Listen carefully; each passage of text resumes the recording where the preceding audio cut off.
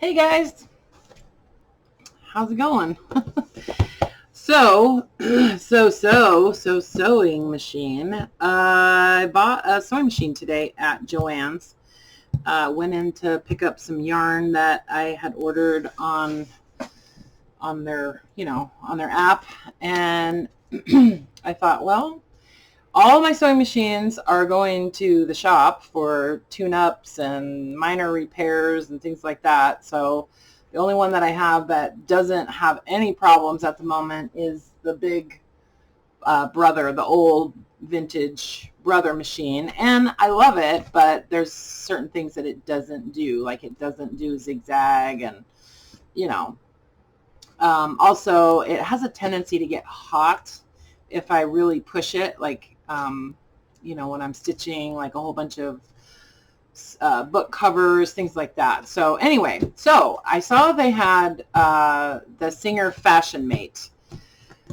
It was, they have them on sale. They always have sewing machines on sale. So this one was $150. And, it's like low end pricing on a sewing machine, right? But it wasn't the cheapest one. But what I have to say is I really like the old Fashion Mate that I have. It was the very first sewing machine that I ever bought. I bought it at a yard sale for like $10 years and years ago. And it just does a simple zigzag and a straight stitch, but man, it's a workhorse, that old machine. And that is going to the shop to get a new motor put on it and that kind of stuff. But so I said, well, the Fashion Mate has always been a workhorse. It's always been known to be a good, solid machine, very straightforward. So I thought, I'm just going to get another one. I get a new one and sort of compare it, to the old one that I have and see how I like it. What I liked is that it shows the kind of like the skeleton of it, and it's metal. The whole skeleton of this machine is metal. So that's good. And that's been one of the things that sort of sets apart the Fashion Mate sewing machines, is that they're all metal. So they're super durable, kind of heavy, but not too bad. Also, this one does not have doesn't have the push button. So, so it's only a foot pedal, which, I don't know, I kind of have feelings about the push button on the Brother machine that I have. I sort of like the push button, but then there's things about the push button that I don't like. I mean, I could use a foot pedal with the Brother. But anyways, I'm just getting totally off on tangent. So let's open this and see how it looks, see how it works. And I'll just kind of give you my first impressions. Be aware, if you want to buy a sewing machine from Joann's, and I am not affiliated with Joann's in any way, shape, or form. I have certain feelings about Joann's, as a matter of fact, but I won't share those right now. You can't use coupons on sewing machines. So don't think you can use any of their, coupons on a sewing machine, because it won't work. And also, if you decide that you don't want it after you get it home, they charge a $25 restocking fee on sewing machines. And I think they do this the same like on Cricut machines and stuff like that. Okay, let's get everything out. We'll see what it comes with. And okay, so there it is. So it's got a little fabric cover, it looks like. Where's that other? Oh, this is that other paperwork. Okay. This is the foot pedal. It's got some other paperwork here. So this is the machine, and it's nice. Like, I mean, it's heavy. It's metal. It's all metal.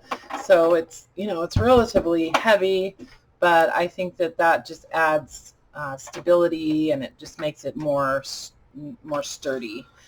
So it's got some sort of fancy stitches, nothing super crazy, mostly just variations of a zigzag.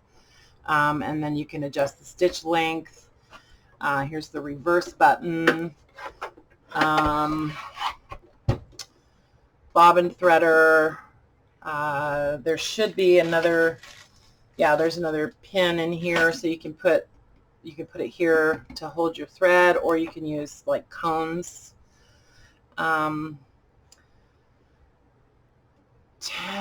This is the width adjustment for the zigzag.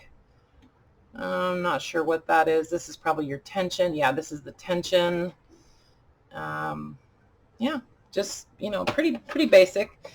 It has a little storage compartment here that just clicks on, comes off. Okay, sorry about that. So let's look at what else is in the box. I hate styrofoam. It does come in handy, though. It does have its uses. Okay, so here's the foot pedal. Pretty basic. Let's see how long the cord is on it. That's always an annoyance if the cord is short for your foot pedal, because I like to be able to put it under my desk, you know. So it seems like it's a relatively good length cord. Sorry about that sound, you guys. So plug that in, and it fits pretty, like, perfect right to where my foot is under my desk. And then the power cord is probably about 6 feet. So it's a good length. Okay, I'm just going to put this down here for a minute. Let's see what else is in the bag. Oh, here's some little instructions. Oh, that's just installation instructions for the cord. It just plugs in to the side of the machine. Don't need that. Oh my gosh. Okay. Oh, I thought this was a Band-Aid. So there's some needles. This is a little cap that you put over the, I'll show you where you use that. There's a little buttonholer. This is the little pin that I was talking about. Some bobbins. This is like a seam guide. Some extra feet. Just a little foot with a seam guide attached to it. This is the little cover for the bobbin, for where the bobbin goes in. It's a little, you know, thing that covers where the bobbin drops in. This is another foot. I think this might be a zipper foot. I'm not sure. Anyway, so it's got, you know, like I said, super basic. Just safety things. This is like a little fabric cover to put over the machine when it's not in use. Let's see. I basically know how to do most of the stuff with this, but let's look at the bobbin, because that is sometimes where a lot of people get frustrated, or they, you know, it can get accidentally put in upside down, things like that.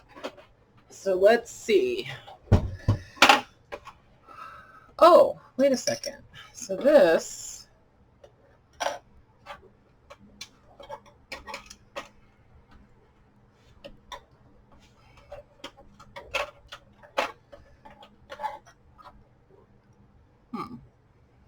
I'm not sure what this is. because this is actually the cover for where the bobbin goes. Okay, so let's see if I can actually show you guys how this works.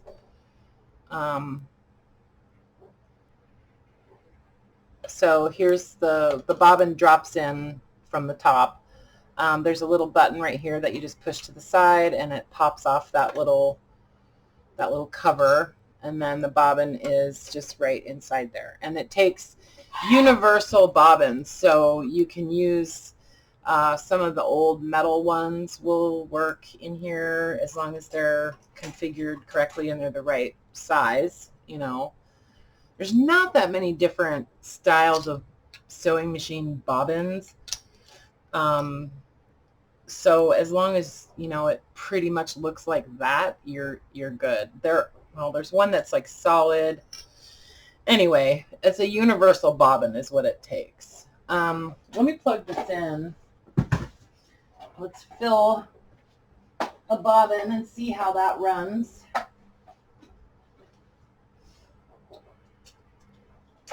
Okay, so it should have, yeah, so there's a power button on the end here, right here, power button. And then we've got some light here. There's a little piece of protective film on there. It's already got the needle installed, which is nice. I'm just gonna make sure it's tight. Let's see what else. What else? We'll try the zigzag and stuff, but let's just get a bobbin filled first. Let me find some thread. Hold on.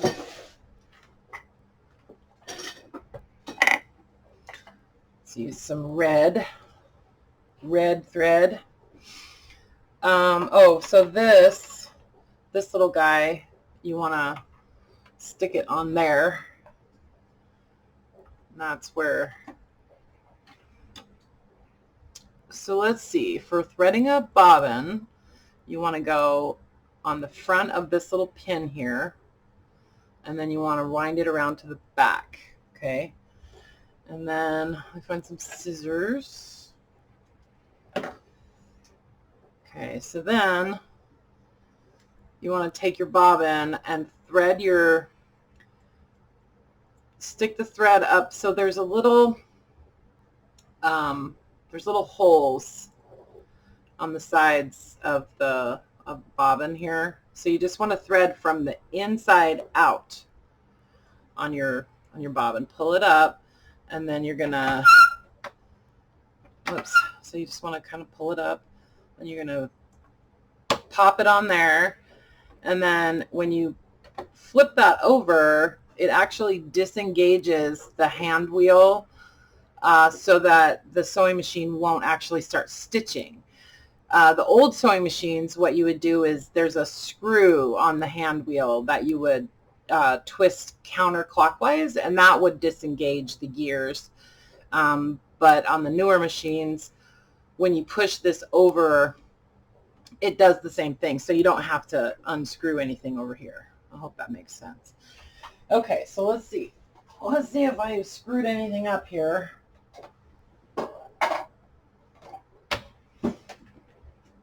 And I always, so when I use the sewing machine with a foot pedal, I always have to be barefoot. It's weird. Okay, so let's try. So what you're going to do is hold this string, okay, so it doesn't come out. We're just going to give it, let's make sure I've got everything set to kind of like normal here. Just going to give it a little bit of a twist, and then I'm going to cut that off, okay? So it's just, so it's locked on there now, and then we can just go for it. Sounds powerful. I like to kind of make sure that it's actually, you know, going up and down on there, and it's threading the, you know, it's winding the thread on evenly.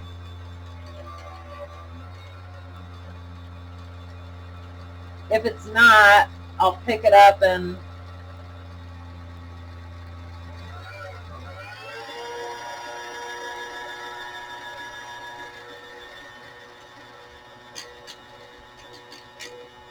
Okay, and then when it stops on its own, it's done. And usually that should pop over. But so it doesn't fill the bobbin all the way to the edges, which I don't know, it's kind of annoying.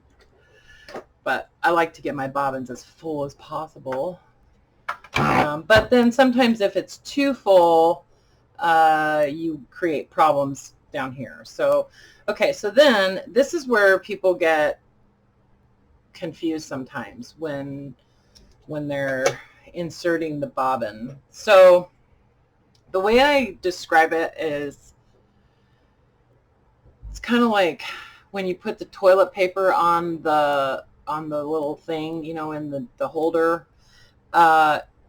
You want the paper coming out from the top so that it just comes out and goes down, right? Instead of coming out from the bottom.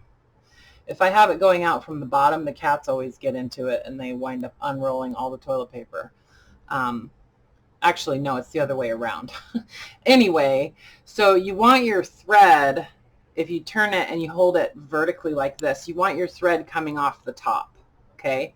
And then you're just going to turn it sideways like that. And then it'll just drop right in there, okay? And then there's actually a little diagram on here that shows you exactly how your thread is supposed to be positioned. So if you get confused, just look at that and just follow the little dotted line, and that's how it goes. So then there's this little, kind of like this little flap right here, like a little notch, and you want to thread your thread to go under that. You want it to go under that little gray notch and then around this black part, okay? So if you look at here, it goes down, around, and then up around that little black part, okay? And that is actually so that it kind of gets it out of the way so you can put your bobbin cover back on, okay? So then you slide in the little tab on the left and then you just pop it down. Okay, and then, so I don't know if it makes any difference. Honestly, I don't think it does. I mean, maybe it does. I don't usually pay attention to whether my thread comes off the spool from the back or the front. I sort of think it is better if it comes off the back for some reason. I'm not sure why, but I don't know if there's a right or a wrong for that. But anyway, so then there's numbers on these different little parts that indicate where the thread goes. Like there's a number 1 here, so we know that the thread pops under that little loop first. There's a little metal loop right here.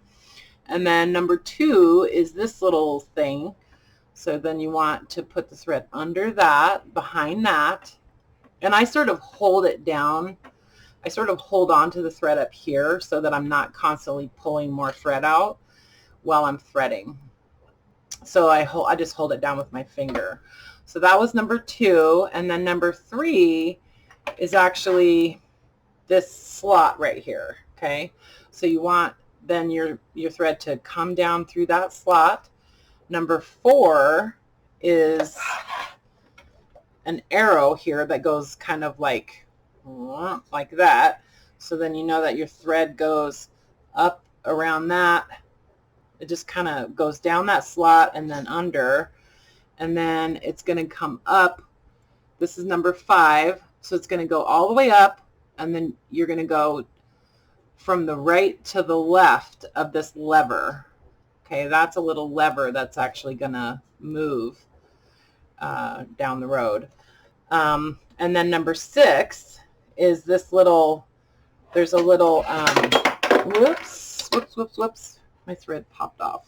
Sorry, guys. Let me see if I can show you guys this. There's a little thread guide right here, okay?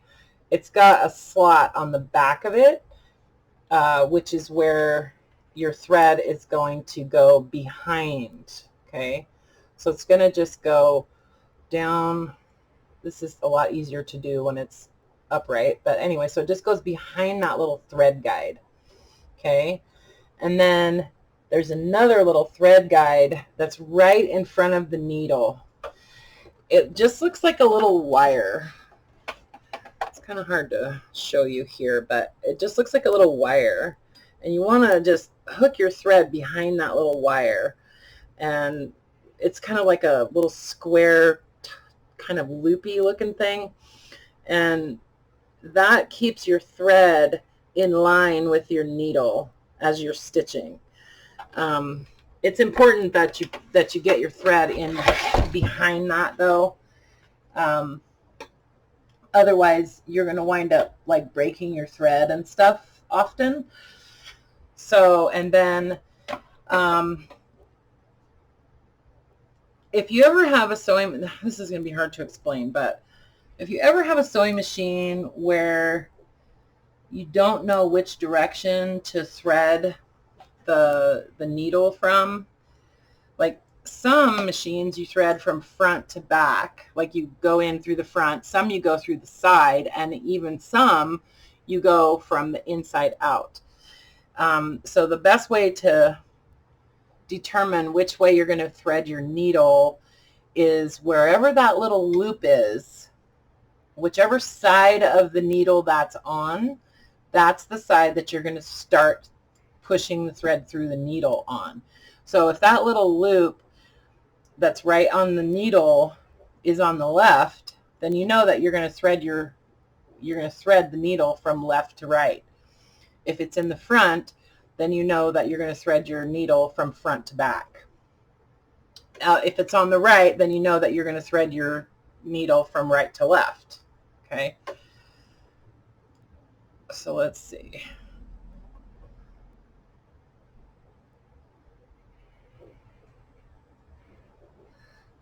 Oh, it has a needle threader too. I don't know if I want to demonstrate the automatic threader yet, because I have to, let me play with it, and then maybe I'll show that to you guys. Well, actually, let's just try it, because I know how it works with the Brother machine, so let's see if I can get it to work on this one. Let me just try it once and see. Oh yeah, it works great. Okay, so here's how you use the automatic threader.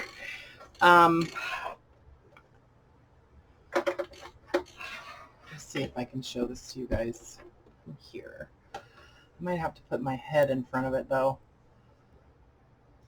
Let me zoom in just a little bit. Okay, so see this little notch, this little metal piece right here that it's kind of looks like a little, like a hook. So you've got your thread behind that little wire there, and you're just going to pull it over so that it goes under that little, you know, hook shape thing. Okay. So then you're going to wait. Yeah. And then you're going to pull this lever down, this little lever. You're going to pull that down.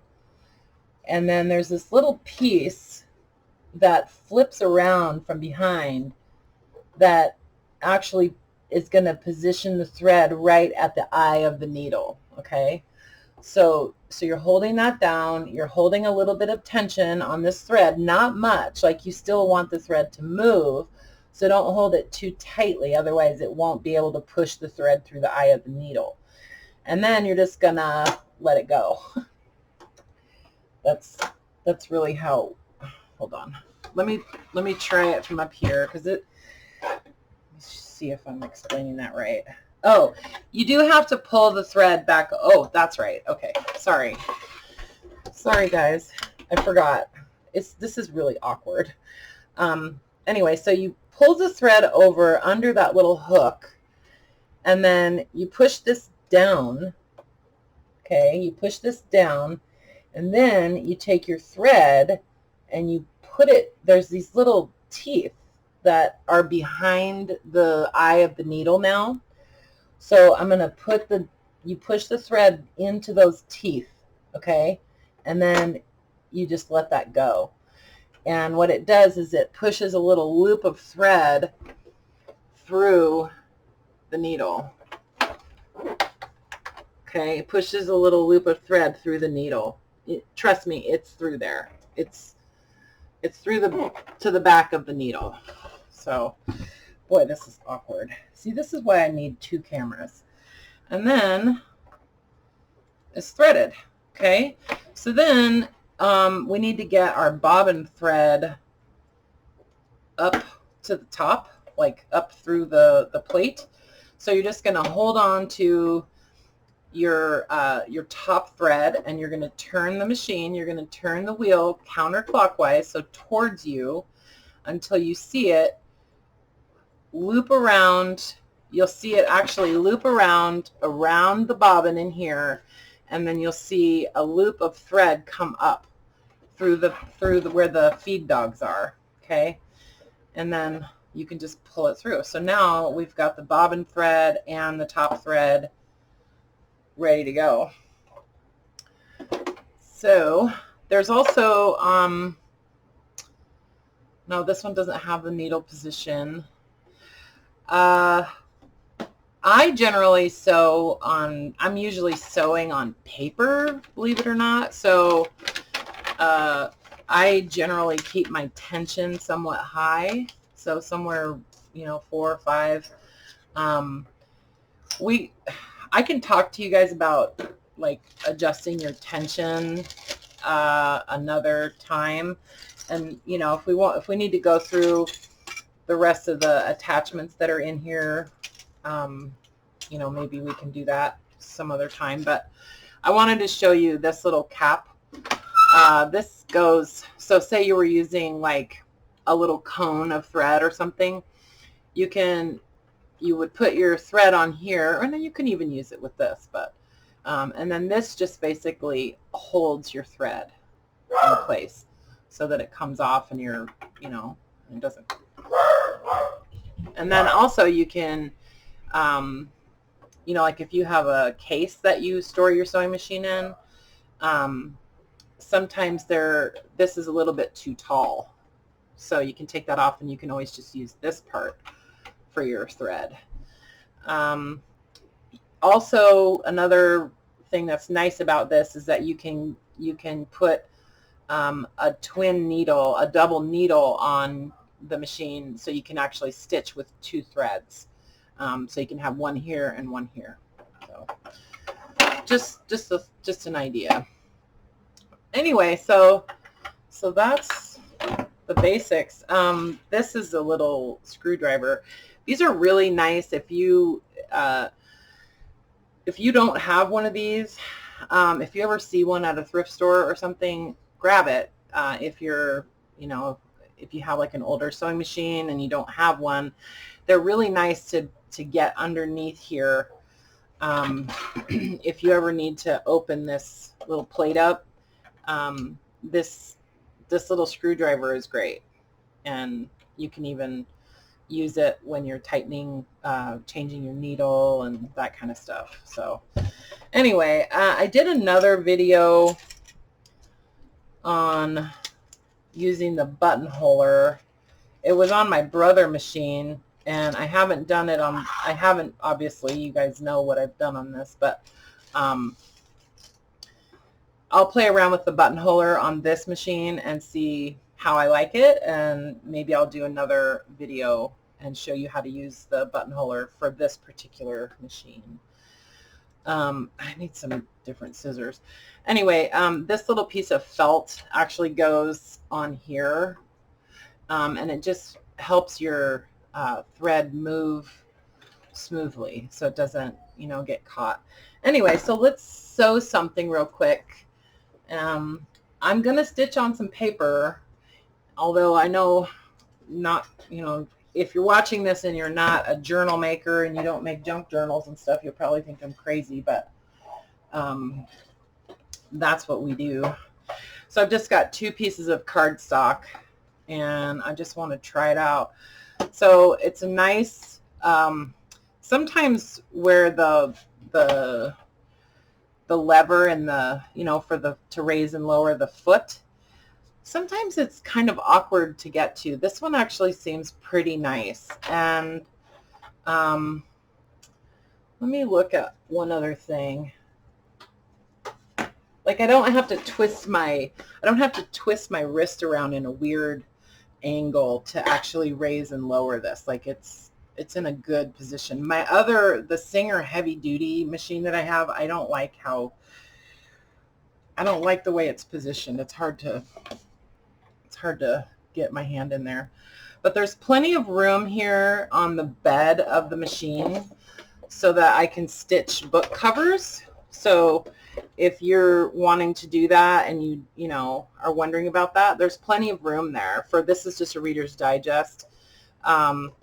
So yeah, I still have another inch, so I could actually stitch up to like a 6-inch book cover on there. So what I'm saying is that there's about a 6-inch bed on there.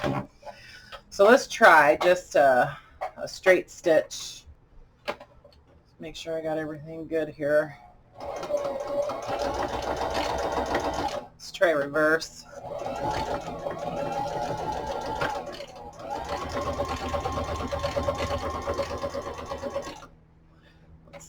Let's make the stitch a little bit longer. Go reverse again. I like to do this like messy stitching kind of, so I like the stitches to kind of go cattywampus and stuff, just kind of like a grungy sort of look. When you take your work out and you're trying to pull it out, if it's not coming, then you need to turn the wheel and make sure that this lever is at the top. Otherwise, it's going to still be catching on the bobbin and stuff. So anyway, so seems to be working fine. I would say that the tension is good. I don't really have big loops or anything coming through on the back, and the seam looks pretty flat on the top, so I don't see any of the bobbin thread coming up through either. Let's try a zigzag. Again, 2 pieces of cardstock. Let's just try a simple zigzag. Let's make it relatively wide and long.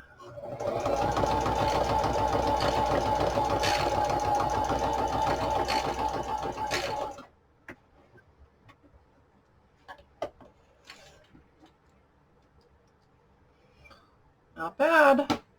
Looks pretty good. Let's do a narrow, almost like you don't really want to do a satin stitch when you're stitching on paper, just because I don't know, it has a tendency to then just cut the paper. So I'm doing like a narrower, shorter zigzag.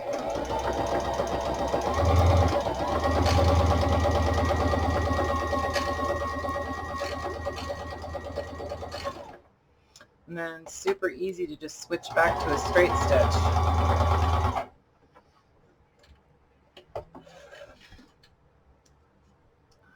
So there we go. Hey, it's not bad. I don't usually use many of those other stitches, so I'm going to say I'm happy with it. It feels strong. Like I'm going to, put it through the ringer here pretty soon. I'm going to try stitching some book covers and stuff and see how it does. But you know what? For $150, I think it's actually a pretty good deal. Like I think it's worth it. So anyway, I'm sure I probably forgot to talk about some stuff. I know that, you're probably curious about some of the other attachments and things like that, but it's all pretty basic. I think one of them's probably a ruffle, like maybe not a ruffle, but let's see if it says in here. they are. Yeah, it doesn't really tell you what those other, oh, the accessory feet. Yeah, I'd have to look on their website to figure out what those feet are. There's like 2 or 3 other feet in here, and then also I want to figure out what this is. Oh, this is just a different plate, I think. I don't know. It looks like it's the same size as that. I think this is a plate that you can snap on to do free motion. Yeah, it just clips right on there. That's what it is. It's for doing free motion. So if you want to just, do free motion stitching and cover up the feed dog so that it's not pulling the fabric or the paper through, you just clip that little plate on and it fits right on there and it kind of snaps in. So that's what that's for. So you can just do, like, you can just move your paper or whatever around, or your fabric, however you want. So anyway, so that's that. Let me know what you guys think. I don't know if this machine is available on Amazon. I will check and see if I can find it on Amazon, and if so, I'll put a link in the description. Otherwise, go into Joann's or look on their website and check it out. It's a good machine. I think it's a good machine. Like I said, I have another one of these that's really old and it's been used a lot. So, and I love that this machine is all metal inside. So, as far as maintenance goes, most of these newer sewing machines, you don't oil them. Like, don't start dropping oil in places and stuff because they don't need that. A lot of the gears and things like that they're plastic, or they're made out of oh god, what is this stuff called? You know what I mean. I hope you know what I mean. It's not like plastic, but it's and it's not acrylic. Somebody say it in the description so I know. So everybody knows what it is. But if I think of it, I'll put it in there. But anyway, a lot of the gears are made out of a man-made material, and they don't need to be lubricated with sewing machine oil. So don't do that. If you use your sewing machine, any sewing machine for paper, for sewing paper, you are going to create lint, and maybe more even than when you're sewing certain fabrics. But just keep an eye on it, and then sometimes you do need to take it into the shop and have it cleaned out and get a tune-up done.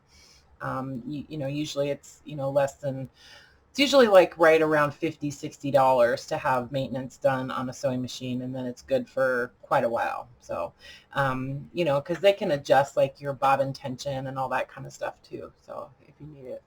Anyway, okay, blah blah blah. I love you guys. Talk to you soon. Okay, bye for now.